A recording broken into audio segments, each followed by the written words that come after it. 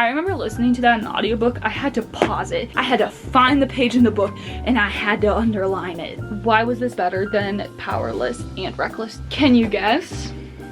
3.06. That is not good. To bring a smile to my face, like I'll be thinking about it or something, or like baseball would be on TV and I'm like, Isaiah Rhodes. I love reading. Hey besties, and welcome back. So this is such a fun video. I love doing tags, and this one is by none other than Miss Sarah Caroli. So if for some reason you haven't seen hers, please go watch it, as I stole all these questions from her. Let's go ahead and hop right in. I tried my best to not repeat books, but I kind of failed. And I know I already did my 2024, but spoiler alert, I read 2 more 5-star books after filming that, so I wanted an excuse to yap about them. So here we go. First question being a book you wish you could erase your memory of and read again. So for this one, I have 3. I'm sorry, I tried to limit it, but 3 is limited because there's a lot for this one specifically. We have The Nightingale by Kristen Hanna. I went into this book pretty blind, not really knowing, I guess, the main plot or goal of the story. I just knew it was set in Paris during World War II. I didn't really know like what it was other than the 2 sisters. And now that I know all that this story is, when I go to reread it, I'm just gonna be dreading the things that happen to them because it is like so emotional and sad. Going into it blind, it just really hits you with that emotional punch. So that is why I wish I could erase my memory and read it again, because I just am such a sucker for emotional books. As you will see throughout this, there's a lot of tearjerkers on here. That is why I would reread this one, because it's just so shocking the way the story goes. So I would love to be caught off guard again and cry again to it. The next one I have is Just for the Summer by Abby Jimenez. If you watched my to read in 2024, you'd know this is my #1 of the year. So that kind of makes sense why I would want to erase my brain, because I just didn't expect it to be this deep. And I didn't really read the full back. Like I just knew the Reddit little bit when I first went into it. I didn't know like what was going on in the characters' lives and all of that. So I really loved learning about that and watching their relationship grow. I just wish I could reread this again for the first time, because this book just made me feel so many feelings. Like I loved the characters, I felt so bad for them, and just, you know, I won't feel the complete same when I reread this as I would if I could erase everything. And then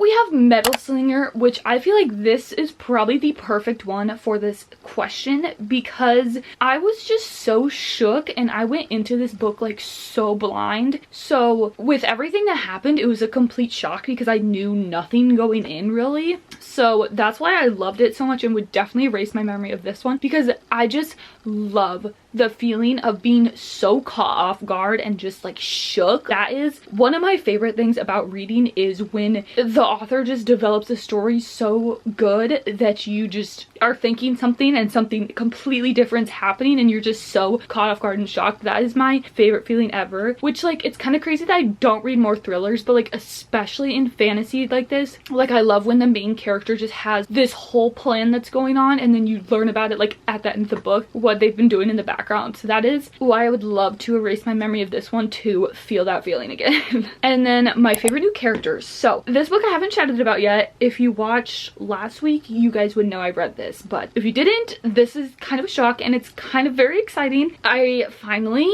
am doing the Boys of Tolman world. That's so exciting because this book has intimidated me for so long and been on my TBR for so long, and I've just always heard people rave about it, but I've never thought I would love it that much, but I did. So for this one, I said Gibbsy in this world. He's not the main character in this, but he's definitely like a bigger side character. He is Johnny, our main guy's friend in this. He is just so funny and always has the best comebacks, and he's just such a good friend. Like he will literally do anything for Johnny and is always down for anything that he needs. So that is why I loved him in this, because he's just such a good friend. And there is kind of sneak peeks into his relationship in this, and I loved that too, how he was just so like pining after her. He definitely though is very like kind of outgoing, and hang on, let me see what I wrote. Yeah, he's kind of like out of pocket sometimes, so sometimes what he says is a little like, whoa dude, that's a bit much. I still really liked him. Okay, the next male favorite character I had was from Metal Slinger, and it is Mr.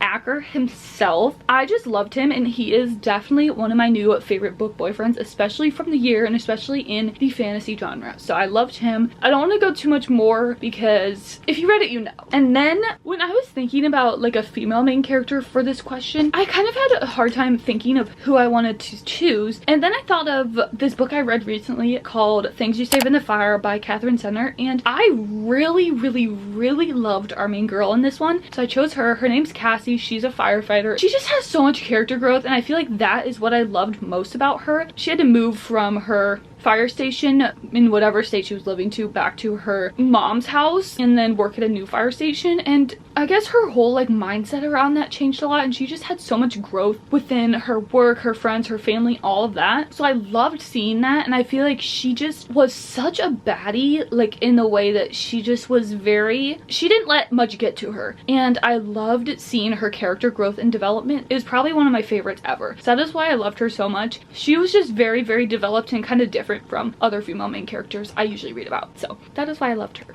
I read How to Walk Away by Catherine Senner, and I didn't know they were connected, but she shows up a little bit in that book, and I was like so drawn into her character, and I didn't even know Things to Save in the Fire was about her. So I was so happy to see that because I was already so connected to her. I just like wanted to know more in that book, which now it makes sense since there was a whole book about her, but yeah. All right, and then we have Most Surprising Book, Good and Bad. So we'll start off on the positive note. We have, again, Binding 13 by Chloe Walsh. Going into this, I don't know what I was expecting from this book or what it was about, but I was not expecting what it actually was, and I loved it so much. There is something about a book that it will be one of my favorites if I am thinking about it when I'm not reading it and like itching to read it, and that is what happened with this one. I was just itching to pick it up when I wasn't reading it, especially if a book is like really long. Like this one is 600 and some pages, but the font is literally like, I swear to God, 0.5 font. Like I genuinely could not have read this physically. I read it on Kindle, and I'm so glad I did because I look at this page and I get an instant headache. Maybe I need glasses. Who knows? I just always heard people talk about this, and I didn't think I'd love it, or like I didn't think there would be a reason to love it as much as other people are. Like I was like, what's the hype about a rugby dude and a girl? Like I don't get it. But both of them just have so much going on in their lives outside of school and rugby, and that is what I love in books, when the characters are going through so much and they work through it together. I love reading about characters with just stuff going on because it just makes the story so much more interesting, and I just feel so much more connected to the characters emotionally, and that is definitely true with this one. Like I was so upset for these characters. It just makes a book amazing for me. So I was not expecting this at all to be really a 5-star, but it definitely was. So this is a surprise in a good way. And then in a bad way, okay, so this was recently. I picked this up in last week's and tried to read it because I freaking loved Love Light Farms. Like I originally rated it I think 4.25 or something, but I think honestly I might bump it to a 5. Like I think about that book so much. So I've been so excited to pick up the sequel, and I finally was like, yeah, I'm so in the mood for this. I started the audiobook of it, and I just did not like it at all. The whole like 50 pages I read were completely about the physical attraction between them and just spice, basically, like the background of that, and just, well, the whole premise is they have a one-night stand a couple years ago and then see each other again, but like the entire 50 pages was about that, and that's not what I search out for in a romance book. As I talk about a million times, I love characters with emotional baggage and stuff they're going through and like an emotional connection, but this just did not have that, and I was really disappointed because I loved Love Light Farms, as I said, and I was so excited to read about characters I seen in that book. So yeah, I ended up DNFing this. Don't know if I said that, but yeah, that was definitely a shock because I'll say it again, I loved Love Light Farms, but yeah, and honestly, I don't know if I'll pick it up again, especially, you know, it's a DNF and I'm not enjoying something when I'm audiobooking it, because normally with an audiobook I can get through anything. Like I'll just space out a bit here and there, but I'll get through it. But this I couldn't. I know there's 2 other books in the series now, so maybe I could jump to them, but who knows. gross. I don't know, but yeah, this definitely disappointed me because I've been wanting to read this for like a year now. Best and most disappointing new release. I am just gonna quickly say the name of this because I've talked about it so much.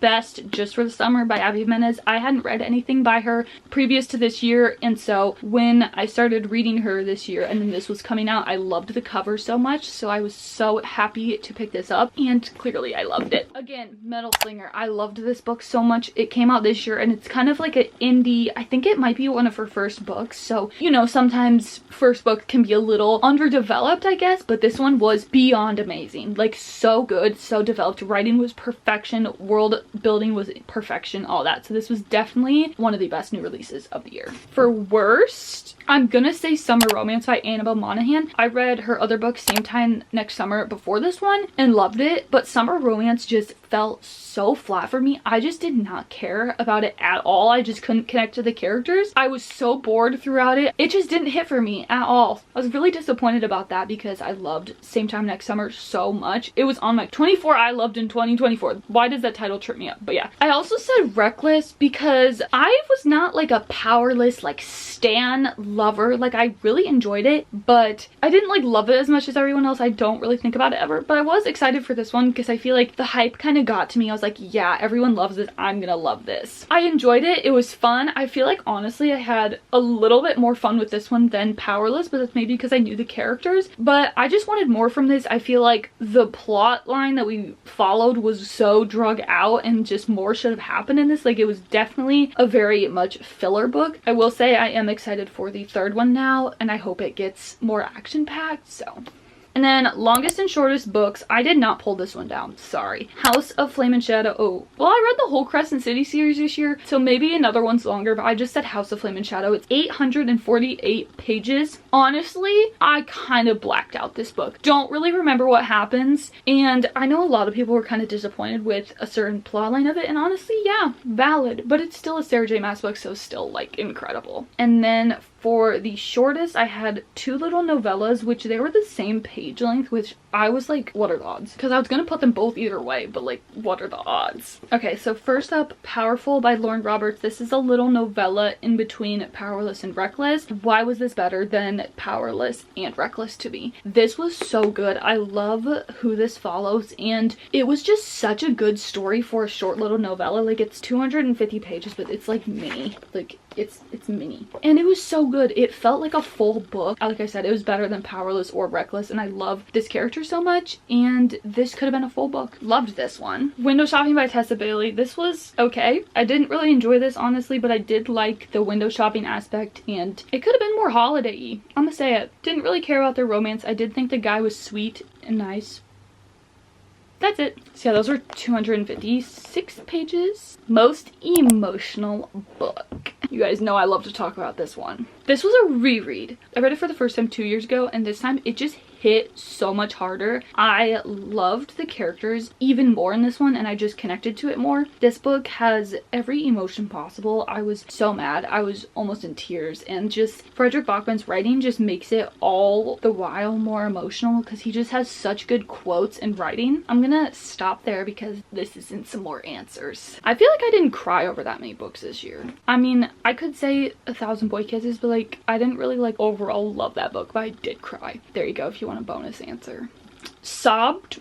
I sobbed over this one, and I was mad, I was happy, I was like anxious. Like, there were some points where I literally didn't think I could continue because I was so nervous for the characters in this, but it was so good, hence why it's my number 2 of the year. These two I read like within the last 2 weeks, and they're on here, so it's like, I love reading. Binding 13 was also very emotional. This is the same thing. There were some scenes where I literally didn't know if I could flip the page because I was so anxious for our characters. And again, I was mad at people, I was sad, I was happy, I was all the things. For happiest book, this one was very easy to choose. I said the Windy City series by Liz Tomford. Just the entire series. The entire series. I've read all of these this year except the first one, Mile High. A lot of people just said they didn't like that one or even DNF'd it, so I just skipped it. But this series just never fails to bring a smile to my face. Like, I'll be thinking about it or something, or like baseball would be on TV and I'm like, Isaiah Rhodes. You know, these characters are so sweet, and I love how there's the team aspect and then there's also the found family between the different characters. This series never fails to make me smile and happy, and all of the guys and girls are kings and queens in this. I loved this series. Okay, so the next question is best series. So I kind of wanted to choose one I've read the entire series of in this one, because I have a couple I could say, but I haven't read like the final book, or I've literally just read the first book, so I wanted to say a completed one. And for this one I said The Madoran Chronicles by Lynette Nani. I read most of them this year. I did read I think the first two last year, but it was like the end of December, still counting it. But yeah, this series was just such a fun time, and I feel like it's like one of the only main like bigger series I've read this year and completed. But it was such a fun time. I love these characters so much, and it's just such a fun fantasy series where it was just so well developed, and there's just so many cool aspects about this world and the characters and the magic system. It follows our main girl Alex, and she basically stumbles upon this like magical school where everyone has a gift and just is learning about their magic, stuff like that, and the world is super cool and unique. And what I really liked about this series was kind of every book sort of unlocks a new part of the world, or like you learn something new about the world or the characters in each book, and I love that because it just kept me on my toes. Definitely go pick it up if you haven't. There is 5 full books and some like short story novellas, but they're all like 400 pages, really YA, so it's super easy to get through and super fun. And then we have Prettiest Cover.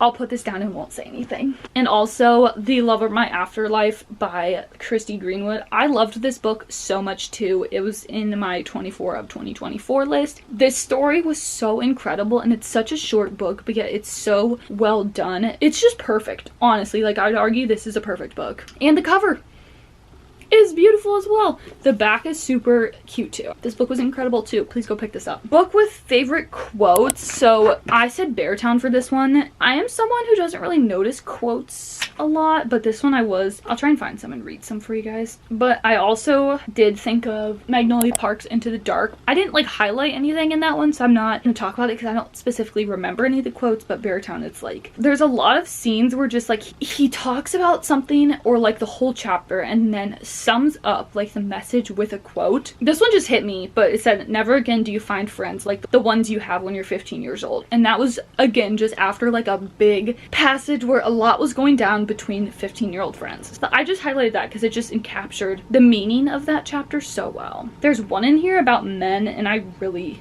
want to find that. There's a lot of sad ones too, so I'm not gonna read that. Oh, here's one. "You hockey boys are like dogs. To do something stupid, all you need is the opportunity. To do something good, all you need is a reason." Again, there is some meaning to that. It just captures that so good. "Even in a town that's covered with snow 3/4 of the year, it's unbearably cold standing in the shade of someone who's a bit more popular than you are." I remember listening to that in the audiobook. I had to pause it. I had to find the page in the book, and I had to underline it. Those are some of the quotes. There's a lot more good ones and just more, but I didn't tab or anything, so I don't have any. But if you've read this and have any quotes, please comment them down below, because I love quotes from this book. Or just really comment your favorite quote, because I feel like that's something I want to get more into this new year, is recognizing good writing and quotes and then annotating. So and then we have favorite new author, which this one I have 3, because how could I not? How could I not? The first one being Abby Jimenez. I've read 4 of her books this year, and that is the first time I've ever read any. All of them have been above a 4.25 star. I loved them all so much. She just knows how to write a romance book that just scratches an itch in my brain. I just love the depth of her characters, all the stuff they have going on, and how they're not super like tropey, her books. Like, she throws in the fake dating, the whatever, but actually I don't know if I've read a fake dating by her, but you know what I'm saying. She does have that aspect, like the rom-com, but she also has so much depth, and it's more than that. She does such a great mix of both, of making you cry and making you laugh. Abby Jimenez, everybody. This one is kind of questionable if I can like put this in here, but I said Kristen Hanna. I've only read this book of hers, so that's why I'm like favorite author. We have only read one, but you can just tell sometimes when you're gonna love an author. Like with Abby Jimenez, when I first read Yours Truly this year, I knew I was gonna love all of her books, and clearly I did. So that's it's kind of the same with Kristen Hanna. I feel like I'm just gonna love all of her books, and just her writing is so established because she's obviously such an established author. Like, let's pull the picture of how many reads this has. She just knows what she's doing and is able to create such an emotional story. And I think I love historical fiction. So if you've read any other books by her, please let me know. I do have a few on my shelves. I have Winter Garden and The Night Road. So if you've read those, let a girl know. I said Catherine Center because I have read so many books of hers this year. Like, it's actually insane. I read like 5, I think, and I really enjoyed most of them. Again, same thing like Abby Jimenez and Emily Henry. They are deeper, less comedy and rom-comness than other books. They're just more deep and focused on the characters. And honestly, a lot of them, especially Things You Save in a Fire, which I mentioned earlier for favorite character, it's more honestly literary fiction than romance. Like, the romance is a subplot, and that's kind of what I like in romance books, is when there's a balance between the plot and the romance. Catherine Center, I love her books, and they're usually like really short too, like 350 pages ish, so that's always nice when authors can create all that depth and character growth and development but also keep the book short and sweet. Books you finally read. I feel like this gets #1 place. Things We Never Got Over by Lucy Score. I have had this book. Dang it, I thought I had a half price sticker, but maybe I didn't get it there. I don't know. I have had this book for 2 or 3 years. Like, I think this might be one of the top oldest books I own and haven't read. And I just feel like I was waiting for the right time and it came along. I really enjoyed this book and it was definitely worth the wait, I feel like, because I enjoyed it so much. I really enjoyed the characters of this book and I'm really excited to continue the series. I love the mystery aspect. I definitely will be continuing the series though, and I'm so glad I finally read it because I really enjoyed it, and now I get to start another amazing series with a bunch of characters I love, and there's just such a good sense of found family, and I love small towns. So glad I finally read this because I really enjoyed it. Also, A Good Girl's Guide to Murder. Again, this probably takes one of the top spots for oldest book I own, and I freaking loved this book. I watched the show after and I loved it so much. This book was just so entertaining from the beginning to the end. I loved Pip and I love just like mystery solving in books, so this was a great time. Again, I can't wait to continue the series, and I'm kind of mad at myself it took me so long, but I'm glad I finally read it and rated it so highly. So I think I gave it 5. And then books you are glad you got off your TBR. So I kind of took this as books that like I didn't love and I'm just glad I'm done with them because it took forever. The first one I have is Bone Crier's Moon by Catherine Purdy. I listened to it on Libby and it was so boring to me. I feel like nothing even really happened, and when it did, it was anticlimactic and just not that great. I do love the cover though, but I honestly don't know if I'll continue this series, and I just feel like this book, it's one of those ones that I picked up at Barnes and was like really excited for, but it just again sat on my shelf for years and years and years and I didn't get to it and it just really fell flat. So unfortunately that is that, but I am so glad it is off my shelf finally. Another one is the Shatter Me series. Guys, this series took me actual years to get through. I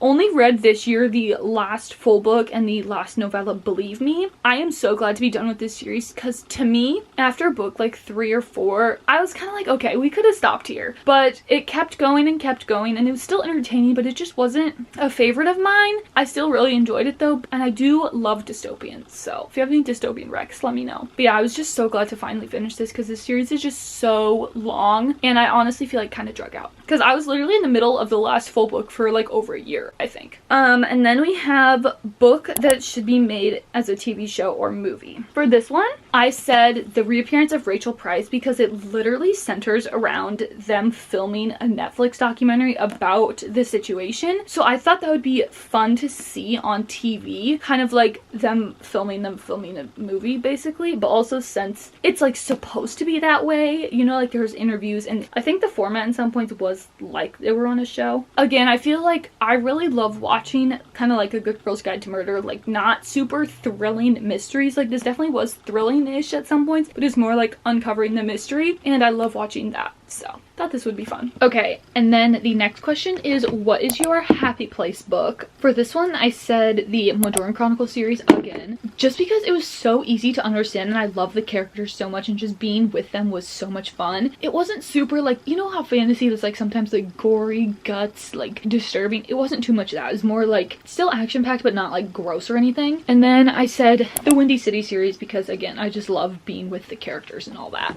The most tailor-coded book, I said probably Nothing Like the Movies, because Lynn Painter is very like Swiftie coded, like there's a lot of references, and I think in this there's even some songs mentioned, and it's also very like Gilmore Girls coded, so I chose this one. I didn't really have a good answer for this one because I feel like most of the time I feel like YA romance is kind of at that vibe, especially. I'll put it here, I can't remember her name. Those. Okay, so unpopular book you loved and vice versa. So a popular book I didn't really like. For a popular book that I didn't love, I chose Lightlark by Alex Astor. I just did not see the hype with this one. It took me like literally 8 months to a year to get through it, and if a book does that, it's not a favorite of mine. I just did not really see the hype. I thought that the trials were underdeveloped, and kind of the like love triangle romance that is going on in here actually pisses me off. Like one of the options is actually like, why would you ever even think about dating them? Don't really love this book, but I feel like lately especially I've been seeing it get more hype, more people reading it, so I do want to pick up the second one soon just to see, and if I don't enjoy that one, I'm done. The lowest and highest rated on Goodreads. This is super fun, and I have so much fun looking at like the data and analytics of this. If you have any ideas based on this, I might do like a Goodreads highest and lowest reading vlog, but the highest was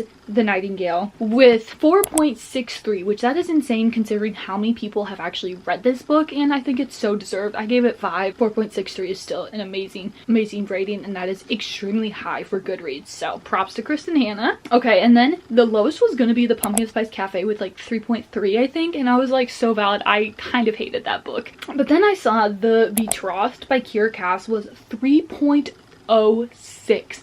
That is not good at all. And this book was just kind of the same. It was very, I feel like underdeveloped, and it was too fast paced. Like the pacing made 0 sense. Our main girl's decisions made 0 sense, and it just felt very underdeveloped and too fast paced, like way too fast paced. And I think that rating is completely valid. And then favorite audiobook, again, we're talking about Kiera Cass. The Siren by Kiera Cass, I did not read this physically at all. I 100% audiobooked it, and I felt like I could picture everything perfectly, like so amazingly.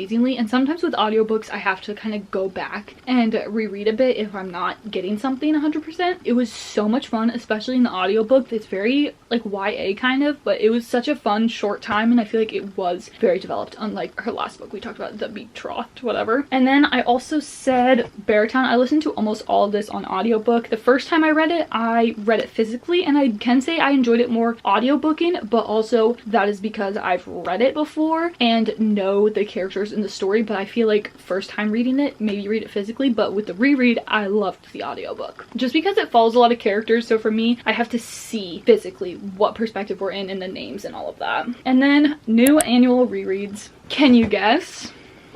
I think with this one, since I reread it for the first time 2 years ago, and if you saw, I randomly picked it up like to the day 2 years later, so I kind of want to make that a tradition. I think that would be super fun, and this one just is gonna be an annual summer read. Like it has to be. Not gonna say much more because I literally haven't shut up about these the whole time. And then new comfort books. So this I kind of took as like a book that like brings me nothing but joy and happiness and laughter and all that. So for this I chose Finley Donovan 4. This is like I think the only one of these I read this year, but I loved this so much. This whole series is definitely a comfort series because it just sucks me into the world so much, and they are so addicting and fast-paced. I can't stop reading them. I love these characters too, and just this world is just so much fun, and I actually feel super connected to the characters even though it's like a mystery like comedy book. But yeah, it's so funny, it's so fast-paced, and it's definitely fits this category, I feel. All right, that is all of the questions I have. Feel free to comment some other ones and I will comment back and